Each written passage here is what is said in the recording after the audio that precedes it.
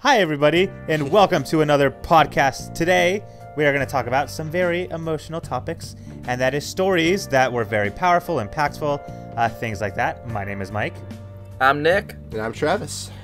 Yeah, and so earlier on, we did a podcast about like our favorite stories and things like that, and this podcast, you can say it's kind of an update. It's also kind of a branch, because we're going to be talking about stories that we love, obviously, but specifically, we're going to focus on things that like are emotional to us, whether they made us cry, or they're just something that like they had a message that, you know, really stuck with us and resonated with us.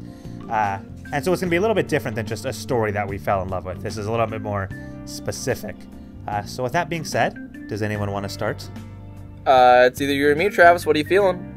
You can go ahead. You'll probably have a good one. All right. So obviously the way that we usually do this is we're going in two. So we're going to have my runner-up for the first one. And that's going to be Kingdom Hearts Birth by Sleep. And I was actually really struggling on this one, and this one was actually fighting for the spot with around 3 other games, and there's a couple reasons why it won out. One of the ones is extremely... What? I thought, for some reason, I thought you said Dream Drop Distance, and I was like, oh, I think Birth by Sleep is better. Then I realized you did say Birth by Sleep. Yeah, no, Birth by Sleep for sure.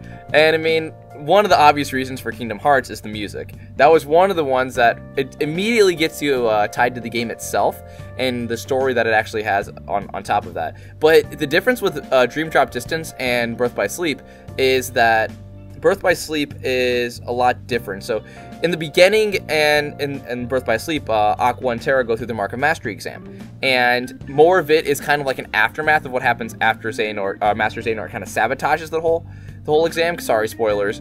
But Dream Drop Distance is also about the Mark of Mastery exam where Sora and Riku actually depart on it.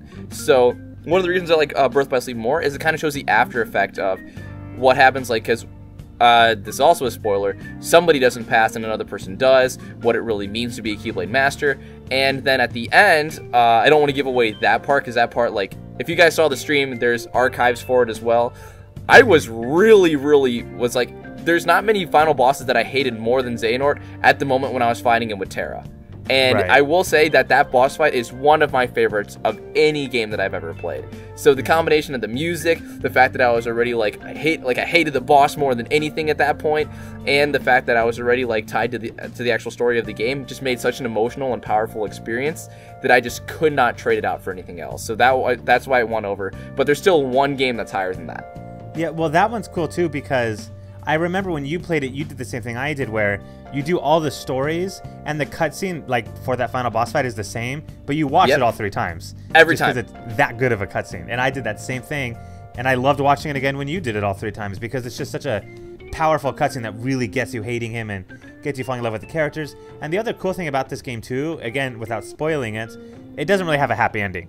The game just has an ending. Yes, it has an ending, and it starts things off for a lot of future events that you kind of see the after effect of them, and you kind of see how the story of Terra, Aqua, and Ventus kind of affect Riku, Kairi, and Life on the Destiny Isles, and all that stuff. I feel like what Kingdom Hearts Birth by Sleep did a little bit better of a job than Skyward Sword did to kind of set up like the Zelda story, even though they were both really good in my mind. But It really does a good job of like putting the series having a really powerful beginning and making you excited to see what happens from there, even though it kind of was a sequel that was actually a prequel. So yeah, I thought Birth by Sleep was amazing. So Mike or Travis, who wants to go? I'll do mine now. And my first one, this one's tough, because the 2 that I have I like, but one of them wasn't sad the whole time. It just had a specific moment that was really sad to me. So that's the one I'm going to start with, and that is The Walking Dead from the Telltale game series. I was thinking of that game, actually. It's a good one. And I'm gonna have to spoil it, because there's like one specific cutscene. So if you haven't played it, I would recommend stopping the video and going to play the whole game first, and then come back. Do all that, you know, a little homework. But it's an older game, so I figure if you don't want it spoiled, you've probably played the game by now. But you play as Lee throughout the whole game, and the whole time you're basically trying to protect Clementine, who's this little girl that you sort of ran into by circumstance. And you see sort of the bond between the two of you grow, and by the end of the game, Lee gets bitten, and he's sort of on his deathbed, and so his relationship with Clementine sort of starts to change a little bit, and then you start to see the sadness, and the last cutscene of the game is Lee dying, and Clementine has to sort of take his life. And so it's a super sad cutscene. It's really emotional, and it was one of the most powerful scenes I ever went through. Playing as Clementine and having to kill Lee was one of the hardest things I ever had to do in any video game ever. It totally broke my heart. It was something that, you know, even thinking about it now, like, I remember the emotions I had at the time. It was horrible, and I felt terrible doing it. You can, like, feel yourself pulling the trigger in a way, and I think that's so cool, and I think the game captured that perfectly. So as a whole, the game wasn't super sad, but that one moment, like, stuck with me. Yeah, it's more of like that one impactful moment of everything building up to it, and then that decision makes it almost like it was basically a Sophie's choice, where it's the exact opposite of a catch-22. There's no good option there. It's just like you kill the person that you've grown attached to the whole time, or you let him become a monster. It's just like it's an impossible decision, and when you have such a build up to that point, it leads to such an powerful and impactful kind of feeling that you get out of it. So yeah, I can understand it. For sure. Travis. Okay, so first game I'll talk about is a game that I streamed for a long time. Spider-Man. Oh God. I specifically asked if rage was considered an emotion, and they said no. So it was the beautiful Danganronpa streams. Yay! I get to talk about Danganronpa more, which I do a lot in all of these because I loved it. And it was like anything that happened like right after a trial. Like the trial itself was always really fun. It was really cool to see all that stuff. But the backstory that you would always get, or like explanations of why they did it, always got so emotional. Like first game, the second game.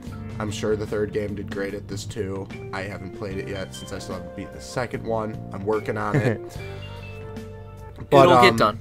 You just like, because the one that really like got me was the Chihiro trial. That one, oh my God, the emotional turmoil in my heart was so much. Yeah, because you like so bad for him. Right. Well, because you kind of see how the characters struggle. And you realize like the personal problems they have, the stuff they hide from each other, and it's really sad, you know, when you see like even the killers in a lot of cases end up being like victims, you know, like they ended up being forced to do something, or something was accidental, or was through like a fit of rage or something, and so you sort of see the regret on both sides, and you realize like watching someone get executed afterwards isn't even all that satisfying a lot of the time, because it's like, well, you know, you don't want to see it because maybe they don't deserve it as much, and there were some cases where that really felt like it was the case, especially in the second game and the third game. I think there was a lot more of that too. But the series as a whole does such a great job of that, where like you can see when people are forced into this bad situation, you know, what can happen to them. Oh yeah, absolutely. Yeah, so going off that, actually, I'm really quickly going to give a shout out because Travis hasn't been it, so I don't want to talk about it. But Danganronpa 2 has another one of those like really sad, traumatizing moments for me. And it's actually like right before, like right where Travis stopped. Oh God! But the trial that comes after that, when like some secrets start to unravel about, you know, the traitors and, you know, what's really going on in the world, and, you know, basically just who gets executed, who got killed, and everything. It's so moving, and it's so depressing. Like what you think could be the worst case probably isn't the worst case. It's probably even worse than that, and what goes on in that trial. And I think that's why it was so sad to me. But the characters that are going through it try to have such an optimistic attitude that is more touching because of that. It's not just the sadness, it's the fact that they're trying to fight through that sadness, and I think that's so cool. That is kind of interesting. Travis, when you gotta go back and play it? Next week. Yeah, for real. Whenever you can. So and by next week, that means it might have already happened. I don't know how long this will be to get. It'll probably be ready later. But anyway, so I guess I'll move on to. Wait, Mike, you didn't do yours, did you? I did do mine, yes. Never mind, you did. My bad. So I can't count. So I'm gonna be going on to my second one. And man, if you haven't already gotten sick of us saying this game before, I'm gonna mention it again, and that is Celeste. And there's a couple of points that I really want to make an emphasis for. One of the things that I've should I like stop listing for just a little bit? I won't spoil anything for you, Travis. I'll just mention like key moments that are like crazy. Because like I could easily just pop out my headphones, look at the Facebook thing, and wait for I'll make it vague. Don't worry, I'm not going to spoil anything for you. So one of the reasons because I want everybody to play this game. So on its own, Celeste is a difficult platformer, and by that kind of standard of a game, it succeeds extremely well. But what happens with when you incorporate the story with it as well, it takes a very simple premise and just turns it into something so much deeper. And you wouldn't think about it because a lot of the times that it would attract people by the fact it's a difficult platformer like Super Meat Boy is. So you're like, okay, I want a challenge, I want to see if I can do it, and I want to do it. And it's going to be a game where you're going to die over and over and over again. It's trial and error, and you're going to need to figure out how to play the game. I'm going to do it without dying once. Yeah, good luck. So when you bring in something that's a more complex story, I will specifically say the chapters or stages 4 through 7. It's a decently short game. It's not it won't take you a really long time to complete. But like 4 through 7, those are the ones that really screwed me up. Like actually made me think about what was going on. But another one was is right before, I believe it's stage 6 or stage 5, one of the two. I was telling Jake that he needs to see it as well because it's so good. But what it outlines right there is something that it was just like beyond my comprehension. It didn't just give me a change of mindset, but it literally opened my eyes to a completely different situation. And I was already so tied to the characters, but it brings so much meaningful gameplay with its storytelling as well. And it's a blend that I haven't seen in a lot of games, and something that I was never expecting with this game. I expected a great platformer, and I got a great platformer, but I also got so much more than that from it. So that's why when I see certain people playing it, like, I almost was just like, I'll watch a no commentary one, but it's going to be so difficult to watch a commentary one. But yeah, I don't know. I might be reading too much into it, so it's just like, I'm just so picky when it comes to this game. I remember Mike was actually thinking about doing a race for it. I was like, nope, I don't want to have it as a race. It's one of those weird games to me where I just have so much of an attachment like that I can't think about it in a different way. So it's weird for me to think that about this game, but I really think everybody needs to play this game because it is an eye-opening experience, and it's something that you would never expect just by looking at the surface of the game. Yeah. I think partially because it's an indie game, I feel like you can just tell that it was made with love. Yes. And I think that's why the story just feels so genuine in it, you know? Like, again, you see the characters and their progression and what they go through. You can just, like, feel the passion that was put into that story. And I think that's why, even though it's just some dinky platform game, it's not some AAA game with incredible graphics that's like 20-hour story. It does what it needs to in the time that it has. And I think, you know, that speaks a lot about how awesome the developers were in, like, making a story like that. Yeah, no, Matt Makes Games excelled on every single, like, whatever people look for in a game, Matt Makes Games just excelled on it. I drove back home, like, I have a decently long drive back home. I was listening to the Celeste soundtrack. It's so good. So I just, the way that the character is able to approach these situations is just something I've never experienced before. And in a game setting where everything combined, it makes a great, like, I was considering other games too, but I was just like, even though it's a game I played recently, this game has trumped every other game I've had an emotional attachment to, like, or at least story-wise. So if we're going to, like, the most emotional story or most impactful story, that one, because after I finished it, I was just like, I was telling Travis before this, I just sat on my couch and I was like, holy shit. Right. That was something that's a unique experience that I don't think I'll get again for a long time. Yeah. Well, I won't repeat everything you said, but I'll vouch that, you know, I agree. Yes. This game is such an experience, and it's so worth playing to anyone that hasn't tried it yet. It blew my mind, so yeah. Sorry, hopefully it didn't spoil anything for you, Travis. Everything about the game is fantastic. Apparently, your mind's blown. I don't think that... That's a spoiler. It's a spoiler, it'll blow your mind. Yeah, someone's mind in the game literally explodes. Yep. Okay, no, but so I'll you know what? That might have been shatters a spoiler. the mountain. Yeah. And shatters Celeste Mountain, you know. Just the whole thing blows up. Terrorist attack. Yeah, you know, it's all about ISIS. Thank you, Trump. It's all about ISIS. Okay, so I'll jump into my second one. This is a game that I recently fell in love with, and I've talked about it a lot. In fact, I just recently made a video on it, and that's Persona 5. I was going to guess Persona 5. I was going to also guess Persona 5. Well, because this one feels like it's just a bunch of little games packed into one super massive game. Because like each chapter focuses on like a unique villain, a unique story, and it all focuses on a different topic. Like one topic might be sexual assault, the next one might be like extortion or thievery, the next one might be like, you know, abusing a child of yours or something. But they all have like a unique message that people really relate to. Like these are real problems that people are really facing And so even with this whole superhero thing with like mementos and stealing hearts, which is all fake, the stories are real and true, and like these things are like actual things, you know, like I keep saying here. But I want to repeat that because I feel like that's important, because this is something people probably really want to do, you know, is like go in and steal people's hearts.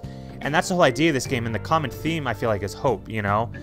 These nobodies that can't do anything are trying to go up against these untouchable adults that have so much power that not even the police can stop them. And they sort of find their own way, and so they carve their own path to take down these adults. And I think that's what makes the experience so cool, is they're like the superheroes that everyone wants, you know. But even in that case, with social media and stuff, you see people eventually turn on them, you know, because people love a villain.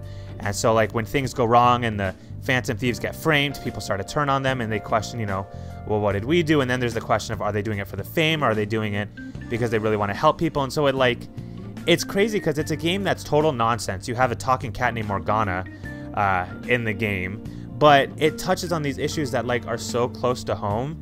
And that's why, like, I don't want to mention anything specific because I don't know if anyone out there is going to play it. But it's super awesome, and I would highly, highly recommend it. Again, I'm going to keep it short because I know if I don't, I'm going to end up spoiling a bunch of the game. But it's a fascinating experience. Yeah, so I'll probably leave it at that, but I highly recommend it. It is a long game. But again, even if you just break it into chapters and take breaks after that, each chapter could be its own game. Each, like, boss feels like a final boss with how much you end up hating them. So I think it's totally worth checking out. Yeah, no, I think Persona 5 does a really, really good job of that. And what's nice to also see is that it seemed like Persona, at least from what I've seen with Persona 5, it did a good job attracting other audiences that it seemed like wouldn't go for this game originally, too. So I kind of like that. So, yeah, no, Atlas did an amazing job with Persona 5. For sure. But yeah, Travis, what do you got? Okay, well, I don't play all too many emotional games, so this next game is a game that I never actually played myself, but I watched somebody play it, and I still got emotionally attached to the characters, and that is Last of Us. Ooh, good choice. Yes, because just the different, like, relationships, or like that, like, especially the one that she makes with what's her name, you know. Very specific. What's her name? Yeah, her with what's her name. Yeah. Clearly, it's been a while since I've watched it. Ellie with somebody? I don't remember. Joel? Sure. I don't know. One of them. It's been a while. Like, when I was watching it, I was like, oh my god, this game is so good. I need to get a PlayStation to play it. Which I also said about Persona 5 when you first started going on your Persona 5 craze. And I still stand by it. That I should get a PlayStation eventually. But, you know. I'll get it eventually as well, Travis. Don't worry. They're just so much money. Once they drop in price. But no, what'd you like so much about Last of Us though, Travis? It was just like the struggles that they, like, would go through. You're like, oh yeah, that totally would be. It was kind of like I don't know. It was just, it was very realistic and wholesome, where it's like you're trying to fight for, you know, I don't know. It just touched me. It just really, really, really touched me, and I'm sad that I'm drawing a blank on it. I need to watch somebody play it again to get the feels again, because... No, I get what you're saying, because, like, I'm such a sucker for, like, adult-child relationships like that. And, like, father-daughter stories are so beautiful, and I think what made this even more beautiful is that it wasn't a father-daughter. But it was a situation where Joel, at the beginning of the game, so it's not a spoiler, loses his daughter. And so, like, his connection with Ellie is so, like, genuine, because you can tell he misses being a father, and I think he's scared to get close to Ellie because of that. And so, again, without spoiling it, there's, like, clear cutscenes where that becomes a conflict with him. And you can tell he tries to push Ellie away because he loves Ellie, and he looks at Ellie like his own daughter, and he's scared of that, clearly. And so, like, there's a lot of turmoil there where he'll, like, yell at her saying, "You're not my real daughter. I don't really care about you." But you can tell he's lying. But then you also see the bond that grows, like, between them, and again, that leads to, like, what happens in the finale of the game that was so controversial with people on how it ended, which, again, I will not talk about. But that's the beauty of it, is you see that relationship, and like you said, it feels so real, you know, because, like, you see his hesitance to, like, you know, care about a new child after he lost his original daughter. So just all those cutscenes are so touching, because you feel it on both sides, you know. You get why Joel tries to push her away, and you get why Ellie, you know, gets so attached to Joel, and so, you know, you can kind of see both sides. No, that's super cool. I mean, I've always heard great stuff. I haven't seen a lot of gameplay of Last of Us, but like I've seen a lot of the reviews for it. I can see why it's so like amazingly reviewed by basically everybody out there. Mm. Yeah, because like incredible. Whenever I'm like talking about games that I like versus or like with Cody, he always just doesn't quite get it because he's like, but Dead Rising is so much more fun because I get to explode people's heads. I'm like, yeah, but that's not what Last of Us is going for. It's the story and all of that more over gameplay. But right. We're Travis, like what we've done over time and like trying to adapt to more like trying to see what the developer is going for. Cody's just like, doesn't matter. I want to shoot. I want to explode. It's just like doesn't compute, man. These damn kids. Right. Damn kids and their shooting violent video games. Oh well. But yeah. So also before I forget, I do want to throw it I forget with Last of Us, Travis. Yeah. Okay, so I do want to throw out a couple of honorable mentions too. I know Mike probably has a couple as well. I'm not sure about Travis, but I do want to throw in at least an honorable mention to Fire Emblem Echoes.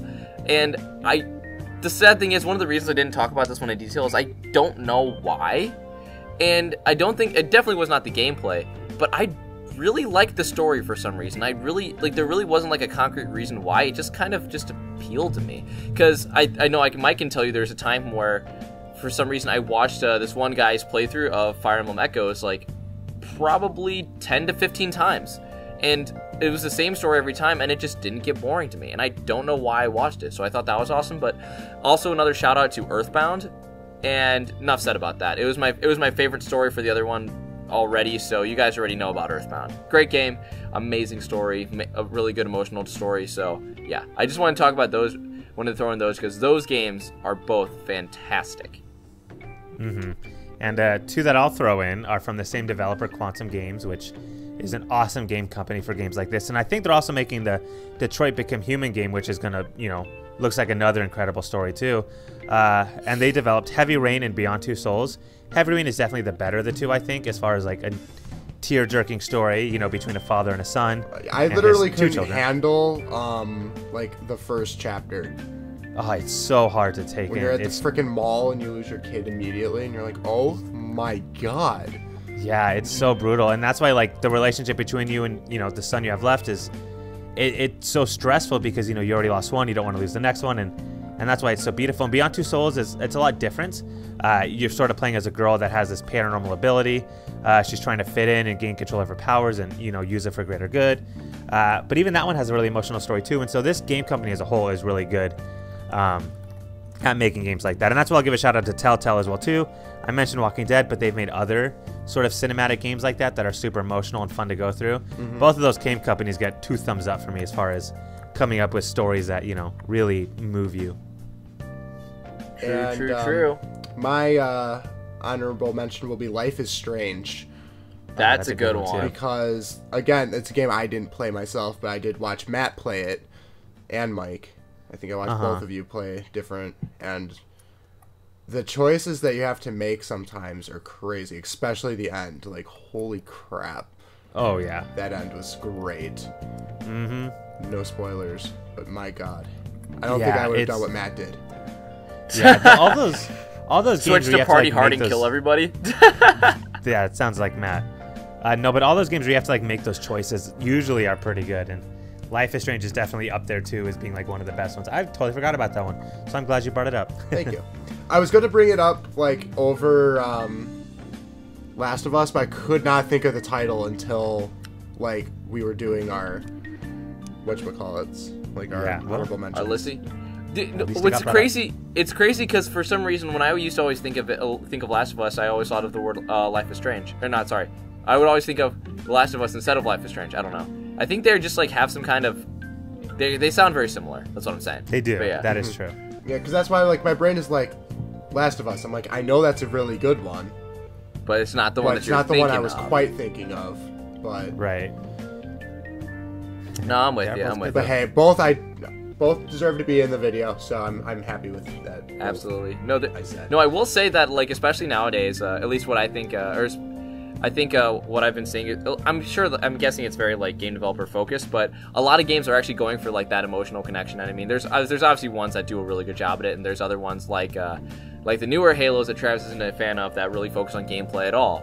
And I don't think that it's a good idea to completely neglect story, but I feel like that's our opinion when it comes to that. Because I mean, there really isn't story in a lot of these games that are like, very evident that their focus now is on online gameplay, which is fine. Yeah, because that's online multiplayer. Quite frankly, where the money is in the Xbox world, is Xbox tries to still dominate the online gameplay aspect. So from a revenue standpoint, I get it.